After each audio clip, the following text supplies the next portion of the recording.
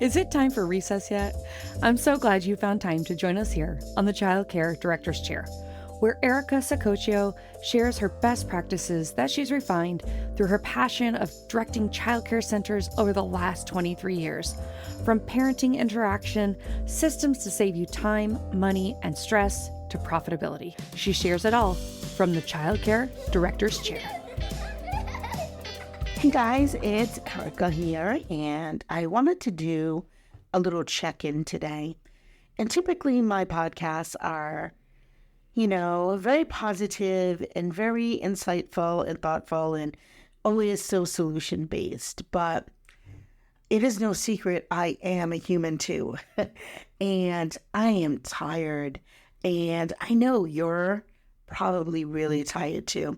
I don't think tired is the right word. I think the word exhausted is probably better. And I feel like we are all exhausted and we're really trying to figure out how to cope with the staff shortages in childcare that have been going on for over 2 years while maintaining our own sanity, our own, mental and physical health of those, that of yourself, of your team, and your children. And so if you're like me, and I know that you are because we engage so much in our community, I know you're feeling that weight of the staff shortage in our field right now. I'm so tired. I'm literally stumbling over my words, so please forgive me. But, I understand your concerns and I share your worries. And the challenges of ensuring the safety and well-being of the children in your care while managing limited personnel, it's overwhelming. And so I thought today we could kind of just talk out,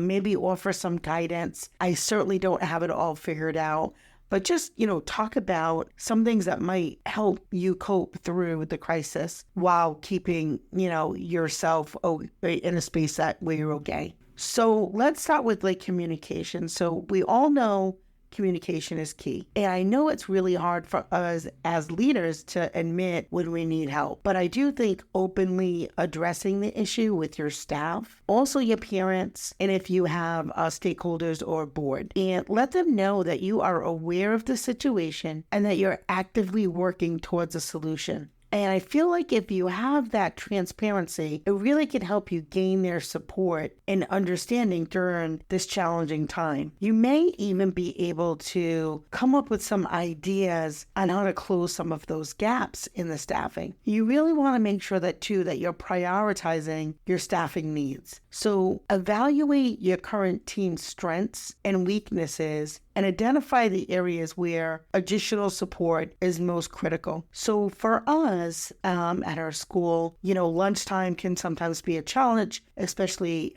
if you have infants in your program, because you have to maintain 2 teachers in that classroom at all times, whether the children are sleeping or not. So, how do you do that? So maybe it makes sense to reach out to your families and see, there's a few different things you might be able to do. One, see if there is a grandparent or somebody who's retired who might want to just pick up a couple hours and rock some babies and, change some diapers, sing some songs for the couple hours while your traditional teachers are taking lunch, and it gives them that little bit of a well-deserved break. Now, of course, go through all the process that you would need to do for any employee who's working in your program. Make sure you go through the onboarding process. And again, it could be a volunteer status or it could be somebody that you pay. The other thing is, depending on your state, you might be able to get some additional support from high school seniors that are in maybe a VOTEC program that need to have a certain amount of hours in the world of work, or are in the ECE programs at their local colleges, and they don't have a lot of time, so they can't commit to a full-time position at your program, but maybe they can come in and help out from 2 to 5 or 2 to 6 during that really busy time when parents are picking up at the end of the day. And again, that's a win-win for both you and the student, because they can typically gain some experience in the ECE field, and then it gives you a little bit more support during those really busy times. And it also helps your teachers who are there 9 hours a day with you. And, when you prioritize the staffing needs and you're making sure that you're working with your team's strengths and weaknesses and identifying those areas where that additional support is crucial, there are just, several options. You might even consider hiring some staff from a temp agency. Now, I know that tends to be a little more expensive and usually is more of a short-term type of solution. It might be one that really, again, could help you with making sure everybody is safe and everybody is okay. And I think that even if you do have to use a temp service, I can tell you hiring week after week, putting out ads on Indeed or, what other platforms that there are out there, they're pretty expensive. I feel like I was paying $30 to $40 an application on Indeed, and a lot of times the applicants didn't even pan out. So, maybe having somebody who's already vetted through a temporary employment agency could be honestly cost effective if it's short term. And again, it may not be a perfect solution, but it can provide you some relief and ensure that the children are adequately cared for. Some alternative solutions could be implementing flexible work hours or part-time shifts to accommodate your existing staff's availability. And I feel like that approach can help you retain your valuable employees who may be struggling to balance those personal commitments with their work responsibilities. And I know I've talked about that in a few other episodes, but sometimes I need to remind myself. And maybe the schedule doesn't have to look the same every day.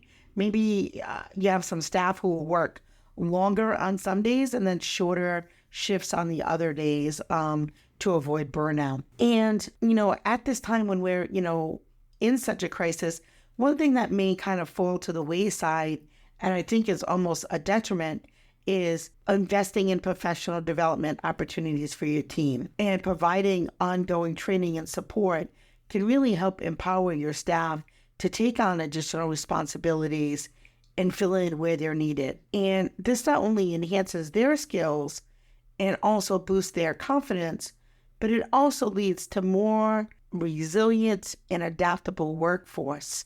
And I can say, wholeheartedly, I have used that approach and have asked my team members to help me with parts of my job that I just couldn't get to because I, like many of you, find myself covering in classrooms very frequently. And I think,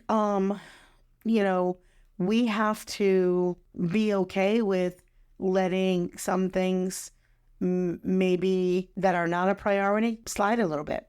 Make sure the priority type of tasks get done. And of course, anything around safety and regulations and compliance, make sure you get those done. But sometimes we have to give ourselves a little grace. And the professional development does not, and I repeat, does not always have to be education-based in terms of early childhood, and it doesn't always have to be business-based. Sometimes it could just be personal growth and development for face value. So we just had a mindfulness workshop 2 days ago, and I found it actually quite interesting and helpful. And I think that's honestly could be even where this, vulnerability in today's podcast is probably coming from. Just like being open and honest with yourself and being present and saying to yourself, what, it's okay if I'm struggling today, and it's okay that I'm tired today, and it's okay if I need help, because at the end of the day, even though I'm the leader, I'm still a human being. And so I think it's okay to talk about that in our field because, we're always caring and nurturing. Many of us are also moms, and we're so used to taking care of everyone else. If you are, in the middle age, you may also be taking care of not only your children and your husband and your family and your pets and all that, but also your parents or siblings. And it's okay to be honest with yourself and mindful. So getting back to the topic at hand, sorry about that, but getting back to making sure that you're staffed okay. And so consider forming partnerships with local educational institutions or childcare agencies and collaborating with those organizations to provide access to a pool of qualified professionals who can help step in during your staffing shortages. And building these relationships will not only benefit your facility, but it does strengthen the overall childcare community as a whole. And if you don't have a group like that in your state, wow, what a great opportunity, a business opportunity. Could you imagine if there was an agency that all they did was train early childhood folks that were available, that were already vetted, already met all the state clearances and guidelines, and they could be called in for a day or two or a week to cover vacations. Could you imagine how successful that business would be? And maybe there's someone out there that already does that, but there isn't anybody in my state that I can think of that is specifically ECE temporary employment agency. But wow, what a great idea. And, lastly, take care of yourself. It's easy to become overwhelmed and stressed when faced with staffing challenges. Remember to prioritize your self-care and seek support from fellow directors and owners who may be experiencing similar struggles. When we maintain our own well-being, we know that we will be better equipped to handle the difficulties that are coming our way, that continue to come our way. And we understand that immense pressure that you face in coping with these staffing shortages. And I just think that, during these turbulent times, we have to work together and build our resiliency and determination to providing safe, quality childcare for our children, reliable care for our families, and reliable employment for our amazing teachers. And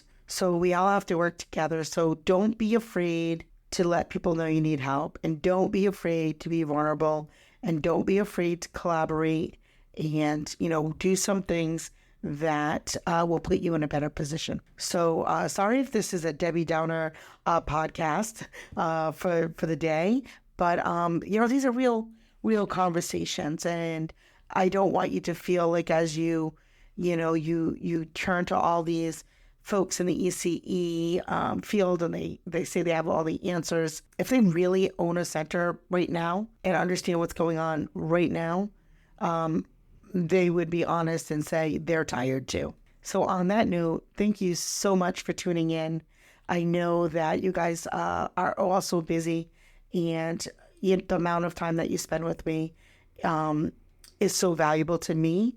It is a very reciprocal relationship. I get so much joy talking with all of you and sharing my daily thoughts and insight, and I hope it helps you in some way. So thank you for tuning in to the Childcare Director's Chair. This is your host, Erica Scocchio, hoping you have a wonderful day. Well, all the cute little kiddos have been picked up and it's time to go home. And that'll do it for another episode of the Childcare Director's Chair. Please leave a review so Erica knows the information is helping you to manage and improve your childcare centers. Remember to subscribe to get the latest episode from Erica's Childcare Director's Chair.